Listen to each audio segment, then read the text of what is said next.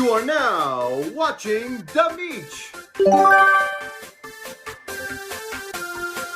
A few weeks ago, I did the Oversimplified logo rant. The video went into great detail about my dislike for oversimplified logos and the current minimalism trend in marketing. While a lot of people liked the video, some told me that it was pointless to even rant about them. So pointless to the fact where they watched and commented on a pointless video. Makes sense to me. But as it turns out, it did bring greater awareness to the issue. The logos I'm going to talk about in this video were not created because of the video I made.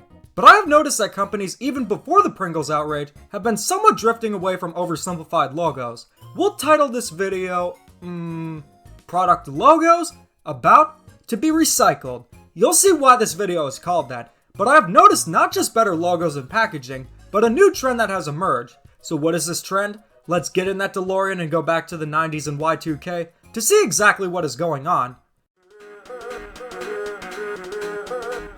I'm pretty sure that you know I am somewhat of a Cheetos connoisseur.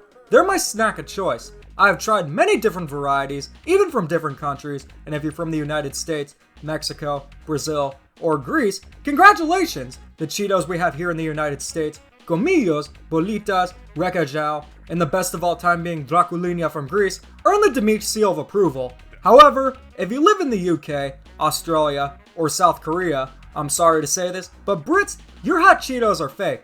Aussies, cheese and bacon balls are underwhelming, and Cheetos aren't supposed to be sweet Koreans. Get it right! So needless to say, I like to try new flavors. I went to a Dollar General about a week ago, and found these. These are Chester's Poppers Whirls. The snack isn't anything too exciting, but look at the packaging. It looks similar to how Cheetos looked in the late 90s to early to mid 2000s, but these are Chester's Poppers. Maybe it's a fluke. Then a few days later, I went into Walmart and found a gigantic jar of Cheetos Paws renamed Chester's Paws. Now, I don't know about you, but this packaging screams Y2K.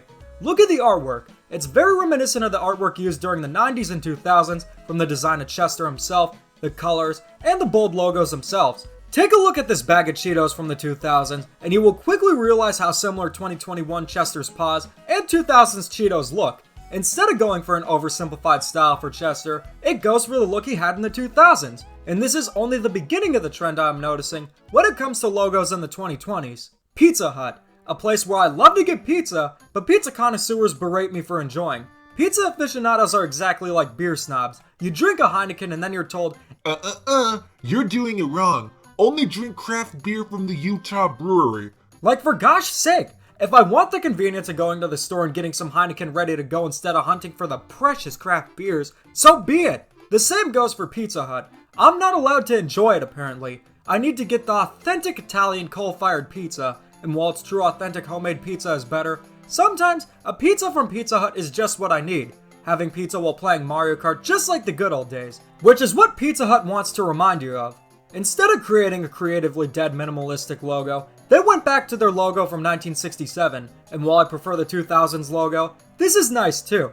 It suits the restaurant well, gets a point across, and isn't too flashy. This is a good looking logo, and it fits in well with the current trend of minimalism. The only difference is, it doesn't look like it was done in 30 seconds in Microsoft Paint, or Mario Paint if you will. Pizza Hut isn't the only one going back to the glory days. Glory Days hasn't changed their logo since their inception, and Bruce Springsteen made the song all the way back in the 80s. All jokes aside, Burger King recently reverted their logo back to the logo that was used all the way up until 1999.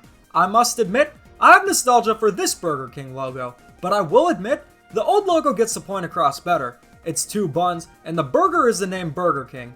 Both the Pizza Hut logo and the Burger King logo reverting back to how the logos looked before were smart moves. They fit in with the current trend, but they look cool.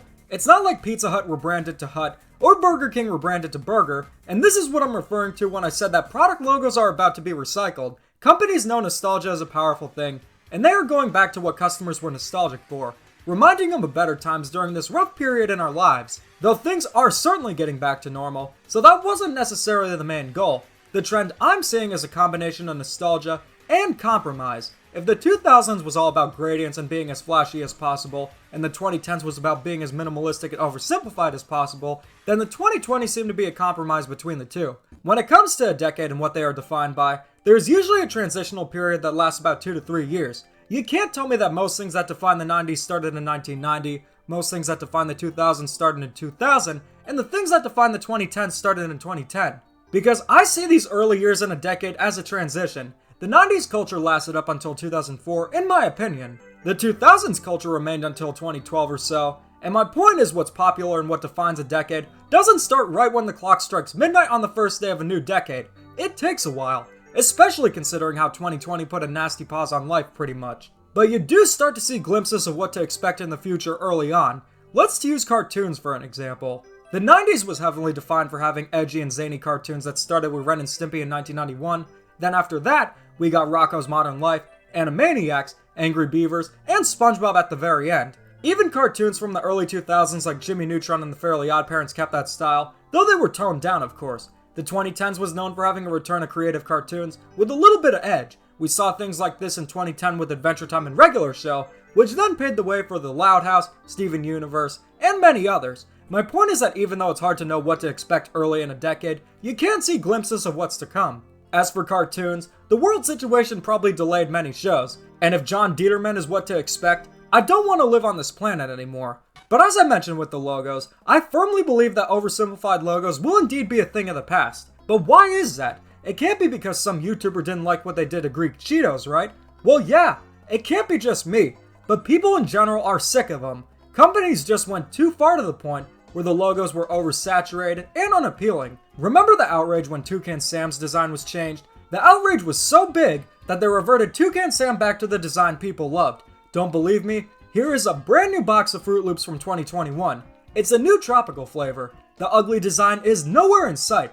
And even though this is Kellogg's, a similar thing happened in 2017 with General Mills, where they changed Lucky and the Trix Rabbits designs to be minimal, but nobody liked them so they reverted back. I do however find it quite disturbing that people were mad Trix changed to natural colors though, because nothing screams a healthy balanced breakfast like a mouthful of Blue 40. You may think the next trend in logo design is recycling old logos, which indeed, that is part of it. But as I mentioned before, the compromise of flashy and minimal seems to be part of it. It's almost Easter, at least for anyone who isn't Orthodox Christian. Let's take a look at the candy that everyone loves to hate, Peeps. People hate these things for gosh knows why, but I love Peeps. Yes I do, ooh ooh. Maybe it's because I'm Greek and have the edge of getting them cheaper, because our Easter is almost always later. Nah, I just love Peeps. I love the way they look, and the taste of pure sugar is simply delectable. It used to be that Peeps only came in different colors, but Peeps started to dive into experimenting with new flavors a few years back. Look at these Peeps I got. Here are the root beer ones. Then there are the party cake, and even fruit punch. Do you notice something with these packages? They look fun.